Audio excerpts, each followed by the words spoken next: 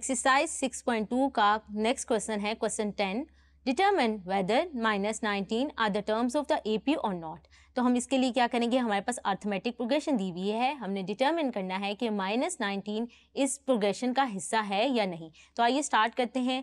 हमारे पास A1 क्या है, first term of the arithmetic progression is given which is 17।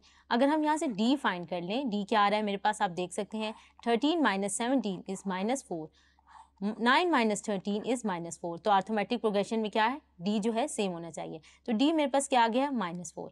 मैं जनरल फॉर्मूला लिख लेती हूँ इसका अर्थमेटिक प्रोग्रेशन का। वो क्या होता है, ये मैंने लिख लिया। यहाँ पर क्या है, A1 की वैल्यू पुट कर देते हैं, A1 इज 17, और D की वैल्यू भी पुट कर देते हैं, वो मेरे पास क्या है, -4। तो इसको हम सॉल्व कर लेते हैं। तो यहाँ से क्या आ जाएगा, AN 17, ये क्या आएगा, -4n माइनस +4। तो यहाँ से AN किसके बराबर आ जाएगा, 17 + 4, ये क्या आ जाएगा, 21 - 4n। अब हमने डिटरमिन करना है कि -19 इस टर्म का, इस प्रोग्रेशन का हिस्सा है या नहीं। तो हमारे पास क्या आ जाएगा, AN जो हो जाएगी वो क्या होगी, -19। तो अगर हम यहाँ पर इक्वेट कर दें 1 और 2 को, तो हमारे पास देख लेते हैं क्या आएगा।